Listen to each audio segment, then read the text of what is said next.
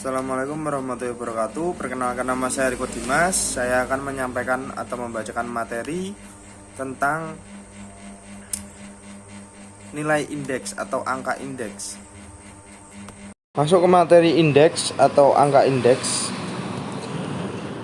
Angka indeks sebuah angka yang menggambarkan perubahan relatif terhadap harga, kuantitas, atau nilai yang dibandingkan dengan tahun dasar. Pemilihan tahun dasar itu ada dua macam. Tahun yang dipilih sebagai tahun dasar menunjukkan kondisi perekonomiannya stabil. Yang kedua, tahun dasar diusahakan tidak terlalu jauh dengan tahun yang akan dibandingkan, sehingga perbandingannya masih bermakna. Banyak indikator ekonomi menggunakan angka indeks seperti IH konsumen, indeks harga perdagangan besar, indeks harga saham gabungan, indeks nilai tukar petani, dan lain-lain. Angka indeks relatif sederhana, definisinya dikenal juga dengan unweighted index, yaitu indeks yang tanpa memperhitungkan bobot setiap barang dan jasa.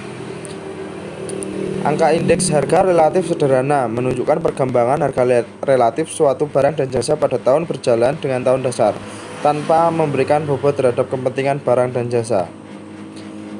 Yang kedua, ada angka indeks kuantitas relatif sederhana, menunjukkan perkembangan kuantitas barang dan jasa dibandingkan dengan tahun atau periode dasarnya. Indeks kuantitas sederhana dihitung tanpa memberikan bobot pada setiap komoditas, karena dianggap masih mempunyai kepentingan yang sama. Yang ketiga ada angka indeks nilai relatif sederhana, menunjukkan perkembangan nilai atau harga dikalikan dengan kuantitas suatu barang dan jasa pada satu periode dengan periode atau tahun dasarnya. Angka indeks agregat sederhana. Angka indeks ini menekankan agregasi, yaitu barang dan jasa lebih dari satu. Angka indeks harga agregat sederhana. Angka indeks yang menunjukkan perbandingan antara jumlah harga kelompok barang dan jasa pada periode tertentu dengan periode dasarnya. Lalu yang kedua ada angka indeks kuantitas agregat sederhana. Angka indeks yang menunjukkan perbandingan antara jumlah kuantitas kelompok barang dan jasa pada periode tertentu dengan periode dasarnya.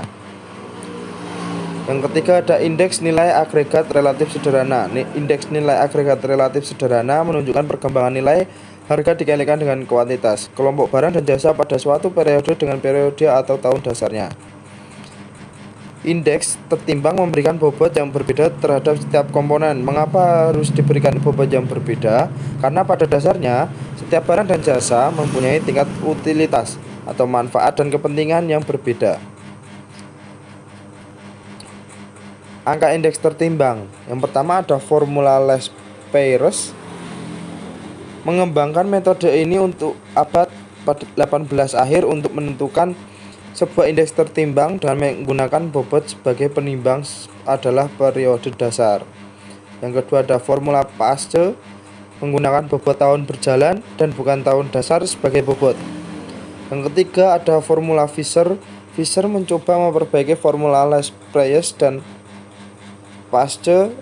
Yang kedua ada indeks Fisher, merupakan akar dari perkalian kedua indeks. Yang ketiga ada indeks Fisher menjadi lebih sempurna dibandingkan kedua indeks yang lain, baik Less-Peyres maupun Paasche. Formula Drop-Bees digunakan apabila nilai indeks Less-Peyres dan indeks Paasche berbeda terlalu jauh. Indeks Drop-Bees juga menggunakan jalan tengah selain indeks Fisher. Indeks Drop-Bees merupakan nilai rata-rata dari kedua indeks. Yang kelima ada formula Marshall-Edgeworth. Formula Marshall-Edgeworth relatif berbeda dengan konsep Less-Peyres dan Paasche, menggunakan bobot berupa jumlah kuantitas pada tahun T dengan kuantitas pada tahun dasar. Pembobotan ini diharapkan akan mendapatkan nilai yang lebih baik.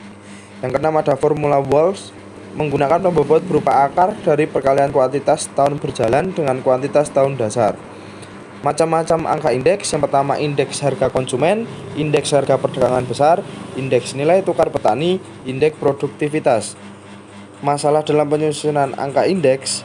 Yang pertama itu adalah masalah pemilihan sampel, masalah pembobotan, perubahan teknologi, masalah pemilihan tahun dasar, masalah mengubah periode tahun dasar. Terima kasih, cukup sekian materi yang dapat saya sampaikan. Jika ada salah pembacaan atau perkataan, mohon dimaafkan. Wassalamualaikum warahmatullahi wabarakatuh.